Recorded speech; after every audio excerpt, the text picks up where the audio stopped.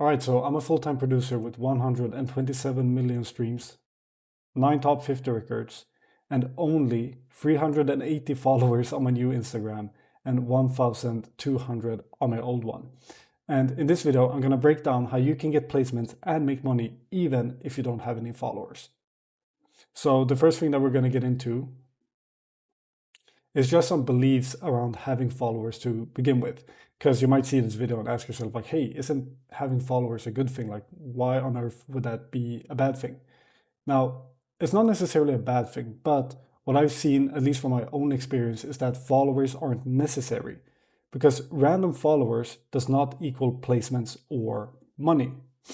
And the reason they don't equal placements or money is mostly because random followers are mostly consisting of random small artists, and random small artists usually have a very small budget and they're making very small songs. So as I mentioned, like building a following isn't bad, but what it mostly is that it's a vanity metric that looks good on paper.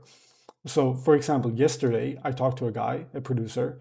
He had like 7K on TikTok, I think, 6K on Instagram, and he was making just a couple $30 leases a month. I even think it was $20 leases. And I think he'd said something, if I remember correctly, he was making about 2 to 4 sales a month.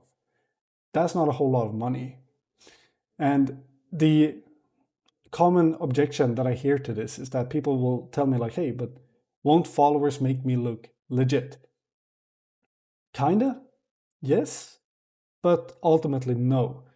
What will make you look the most legit is mutual followers and credits, and I'm gonna break down exactly why that is and how you're gonna go about getting those as well.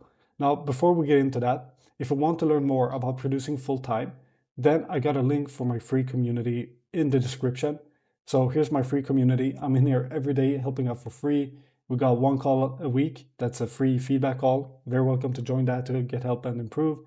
And you can see people are in here getting wins, and it's a great community. Everybody is in there collaborating, helping each other out. So if you're really serious about this, I recommend joining in. Now, why why is mutual followers and credits more important than having a following? So the reason for that is because as producers, we have a limited amount of time, or really anybody on this earth has a limited amount of time. We only have the same 24 hours every day.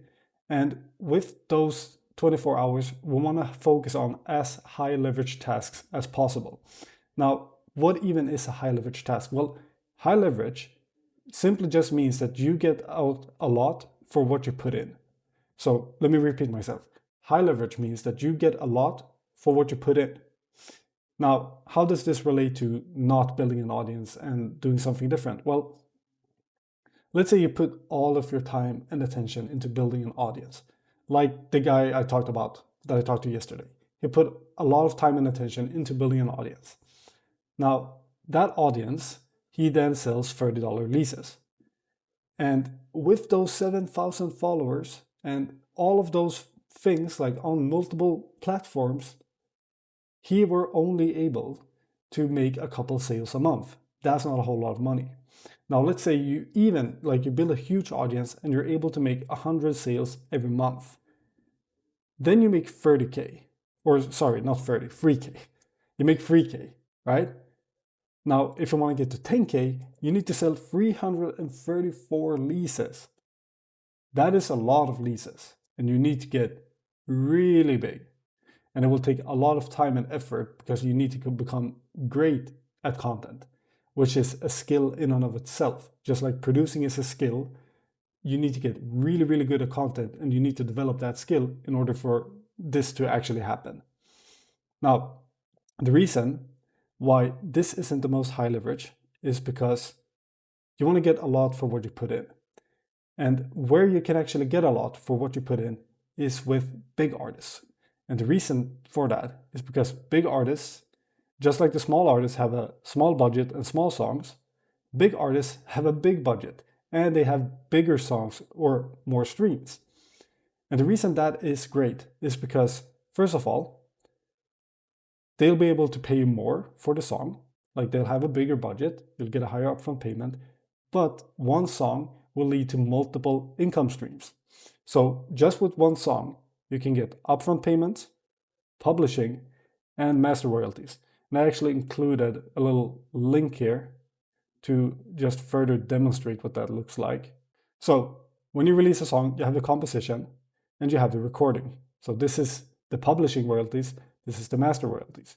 So typically what happens is that the publishing will get split up by everybody involved in writing the record. You as a producer will be considered a writer. Now, let's say that it's only you and an artist, it gets split 50-50. If it's you, artist, co-producer, it gets split 3 ways. If it's you, artist, co-producer, and I don't know, feature, it gets split. It gets split 4 ways, right? Then we have the master, which is typically if somebody's signed to a label, you'll have like 2 to 4%. If somebody's independent, you can negotiate that with the artist and you can get higher splits on the master. I usually take 20 to 30% when I don't receive an upfront payment. So that's typically how this goes. And the reason why this is so good is because when you get this, you'll be getting paid from multiple places. Now, when it comes to working with an artist who's signed to a label, you'll get 1.5K per song, even if it's with a small artist. This does, however, apply to like the major labels. So for example, here I have a screenshot of 2 small songs I did with a smaller artist, but he was signed to Sony. That gave me 3K in upfront payments. And that's just 2 songs. Compare that to selling 100 releases. That's a whole lot less and way easier to actually make happen. Now, another take on this is, for example, if you have 5 songs with an independent artist, all streaming 1 million a month, 1 million a month is roughly, 1 million streams is roughly 5K, and you have a 20% royalty cut, then you need 5 songs streaming 1 million a month, and you'll be making 5K off of 5 songs, compared to you having to constantly get new people and sell hundreds of releases every month. Now, you might hear this and think like, okay, great, but how the fuck am I supposed to get 5 songs streaming 1 million a month? And that is where working with bigger artists becomes important, because there's money in working with bigger artists, and that is going to be the most high leverage thing that you can do. So then it just becomes a question of, okay, how do I actually get to them? Now, the way that I did that was by connecting with the right people through one-on-one networking. So instead of putting all of my time and attention into making content and building up this massive following that wouldn't really do anything for me, which is something I tried and I wasn't really good at, I instead just spent my time networking one-on-one with artists. So networking can essentially be done in 2 ways. You can either network across, or you can network vertically and go one step ahead of where you're at right now. So I'm going to break down what that means. So basically, if you have a artist that, I don't know, he has 1,000 streams on his songs, and you're already working with an artist that has 1,000 streams on the song, that means that that artist is on the same level of the artist that you're working with. So if you network with that artist, that means that you're networking across. Now, if you're networking one step ahead, is you're working with an artist that gets 1,000 streams a song, and then you network with an artist that gets 5K streams a song. That's networking one step ahead. And the reason that we want to network one step ahead is that it will give us mutual followers, releases, and that will give us leverage. And I'm going to break down exactly in what way and how. But the way that we do this is by finding small artists and producers connected to big artists. And we're going to focus on that instead of building a following, or at least that's what I did. So the way that we do this is by first just getting a decent looking Instagram. So just some nice pictures, probably of you working in the studio. If you have proof, post it, like releases, placement, stuff like that, like post it, show that off. That will make networking easier. Then you network through comments, story reposts, and DMs. So what you do is that you find a big artist that you want to work with.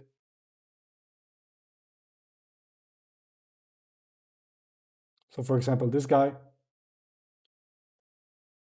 Then you look at who they're following and you pick out all the small artists that you can find.